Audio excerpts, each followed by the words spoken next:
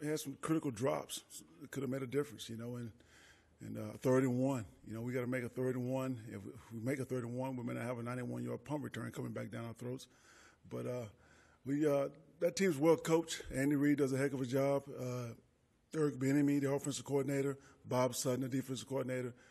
That team was prepared to play us, and they didn't give us anything. And they played good, smart football. And we just have to play better. I'm not going to say that we weren't prepared because we were ready to play this football game.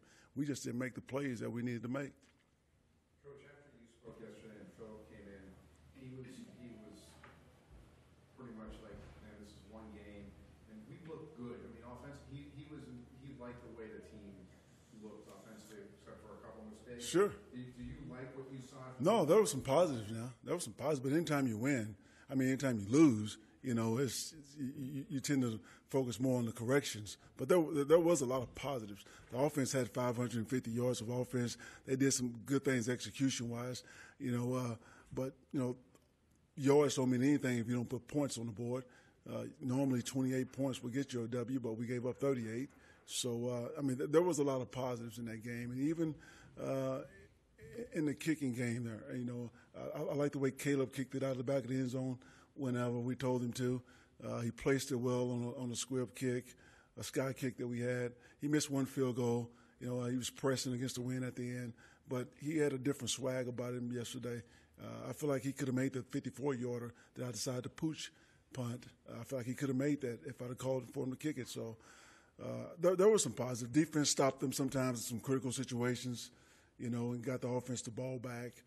But when you don't win the game, we got a lot of corrections to make, and that was the reason why we didn't win the game. Do you have an update on Joe Clark's Right now he's going on further evaluations, Eric. Not at this moment, no.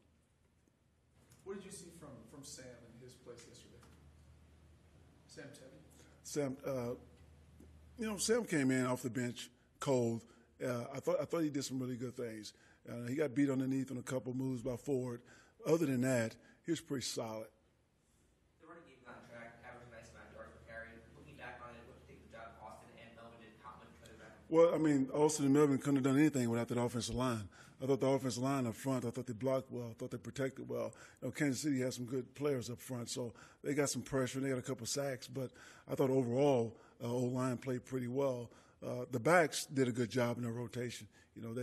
Those guys have two different skill sets. I like it when they can attack a defense with those skills out of the backfield, receiving the ball or running on the perimeter or inside. So that part really looked good. It's just, like I said, we fell a little short. If Joe misses more time, would Sam keep that starting spot? As of right now, Sam's starting right tackle as of right now. So you wouldn't want to kick Schofield out and then maybe put someone else at right guard? No, I think Sam's been that swing tackle since day one of training camp, and he knew if something went down, he would step in at left tackle or right tackle, and that's what we're going to do. We're going to make one move instead of two moves. Anthony, back in Buffalo, they haven't announced the start yet. They said they're continuing to evaluate it. So it could be Peterman, it could be Josh Allen. How does that affect your game plan going forward? After one game, seeing Peterman play for one game and saw him a little bit last year, I don't think it affected that game plan at all, to be honest with you, Eric. We just know going into Buffalo, that's going to be a hard place to play. You don't just play that football team. You play 69,000 fans there, too, because they have one of the best fan bases in National Football League. So that's going to be a tough challenge for us. You had a lot of success against Peterman last year. You had 5 interceptions in just one half.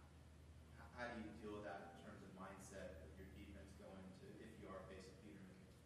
Well, if we're facing Peterman, we'll try to get after him again like we did last year. But I think out of those 5 interceptions, I think Joey Bosa was hitting him for 4. So, just figure out a way to apply some pressure to the young man and play our game. Joey did have a pretty big game against him, and there's a possibility that you might not have him. In terms of replacing him last week, what did you see from Isaac and others that were filling the role? Isaac's been solid. He's been real solid, but I'd like to see a little bit more from Isaac. I thought Melvin had a good day rushing off the edge, applying some pressure. Didn't get there all the time, but he was pretty close. But, he's going to get more attention now that Joey's not out there. So Isaac's going to have to step up and really play his role. But Isaac was solid, but I think he can play better. And then Chenna just had, I think, 2 snaps defensively. What was the reasoning there? It's just when they go big, Chenna hadn't played the position. I hate to put a guy in a position that he hadn't played all year. He's been an outside linebacker, and he come in sometimes and back up Melvin at the Leo spot. But as far as the big end, he didn't play one down at that. So that's probably the reason why you didn't see him in there much. Personnel in the match. No doubt about it. Anthony, on the punt return, did the tape match up with what you said yesterday?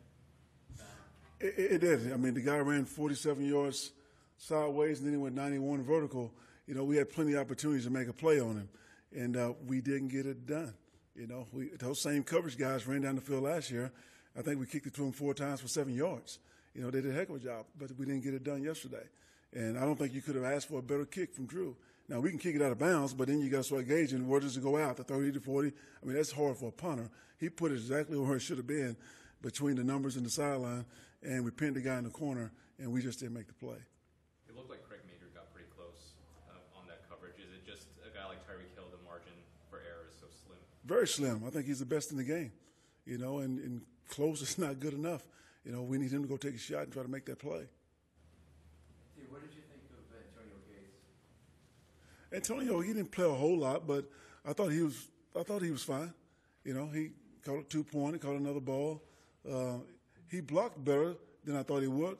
A guy that hadn't had pads on since January, but it's good. He's a good addition to have right now, and he's going to help us. And the more practice he gets, I know he's a Hall of Famer, but he's still got to get some work done. The more practice he gets, and the better shape he get in, he's just going to be that much better.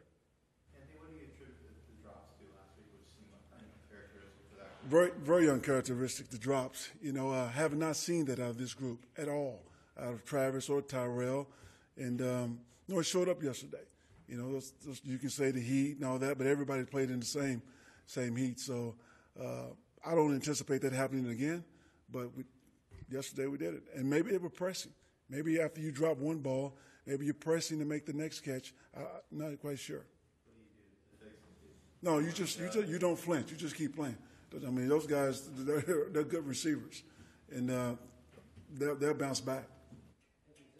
Situations where you talk to them about that, or you just understood that they're professionals and these really. Well, you have to address it, but I don't dwell on it, and I don't try to beat a guy down because of it. I try to encourage these guys, and so they can make the next play. And most important thing is staying in the present and forgetting about that. We can't do nothing about those now. So let's stay in the present. Let's go make plays this week. Anthony, did you ask for clarification on the call where Keenan Allen, they said he went out of bounds and came back, but there was no flag thrown on that play? Did they talk to you about that? No, I saw it myself. I mean, I feel like he stepped out of bounds. Okay. So I wasn't surprised by the call at all. If he does, are they supposed to throw a flag on that play, or because I don't think they called anything? They didn't call. They didn't call anything, but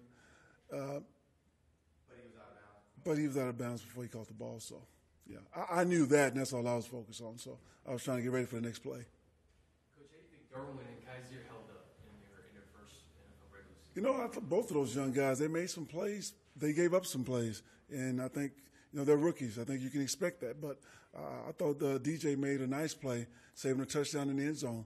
Laid out for that ball and deflected that one. He had a sack. Kaiser, he made a couple of tackles. Nothing, out of the ordinary, but he was just solid. How early in camp did you kind of get the feeling that those two guys were pretty much on track to start? Well, you could see it all along, and you want those guys out there against a team like this with the speed and the space, because this is kind of, why we brought those guys here. But we knew also that early on there's going to be some mistakes. They're going to play a little slower because they're thinking, they're processing. And so, but the only way to get better is to throw them in the fire and then let them go. Go back to that running back split real quick. Is that kind of the workload division you're expecting for Melvin and Austin? Could be. Yesterday, Austin may have gotten more because of the weather. It was a little warm, trying to keep Melvin fresh. But it depends on the game. What do you need to see from Forrest this week to gauge whether or not he has a chance to play? Just a little more confidence, in what he's doing, and just make sure that he's safe. And he just needs reps. This is a guy that hasn't played football in a long time. He just needs reps, but he's going to be a really good one. Is it more of him feeling comfortable within the scheme and with his teammates, or him kind of feeling confident in his knee again? You know, I think a little bit of both. You know, he's got to have complete confidence in that knee, but also just the techniques that we teach and the rushes that he's going to get. He's got to be able to perform too. When he is ready to come back, how do you kind of see him fitting in? Well, we'll work him in at right guard, and we'll see what happens. Michael played pretty decent yesterday at the right guard spot. If Michael continues to play good there, then, you know, Forrest will be a swing guy. But we'll see. We'll let those guys battle it out on the field. Your assessment on how Mike Williams played? I thought Mike Williams played fine. I thought he did. He made some plays. Anthony, any update on Joey, or is it still? It's still week to week. It's the same. Nothing's changed there. Okay? All right, thanks, guys. All right.